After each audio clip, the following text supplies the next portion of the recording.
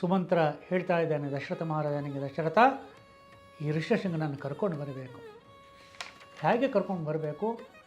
ಸುಮಂತ್ರ ಹೇಳ್ತಾನೆ, ದಶರಥ ಅಷ್ಟು ದೊಡ್ಡ ಮಹಾರಾಜ, ಯಾರನ್ನಾದ್ರೂ ಕಳಿಸ್ಬೋದಾಗಿತ್ತು, ಹೋಗಿ ನೀವು ಋಷ್ಯಶೃಂಗನ ಕರ್ಕೊಂಡು ಬನ್ನಿ ಅಂತೇಳಿ ಭಾಳ ಪೂಜ್ಯವಾಗಿ ಗೌರವ ಸತ್ಕಾರ ಮಾಡಿ ಕರ್ಕೊಂಡು ಬರೋದಿದು. ಭಾಳ ಪೂಜ್ಯ ಭಾವದಿಂದ ಗೌರವ ಸತ್ಕಾರಗಳನ್ನು ಮಾಡಿಯೇ ಅವರು ಅವನನ್ನು ಕರ್ಕೊಂಡು ಬರ್ತಾಯಿದ್ರು. ಆದರೆ ಸುಮಂತ್ರ ಹೇಳ್ತಾನೆ, ದಶರಥ ನೀನೇ ಹೋಗಿ ಕರ್ಕೊಂಡು ಬರಬೇಕು ಅಂತೇಳಿ.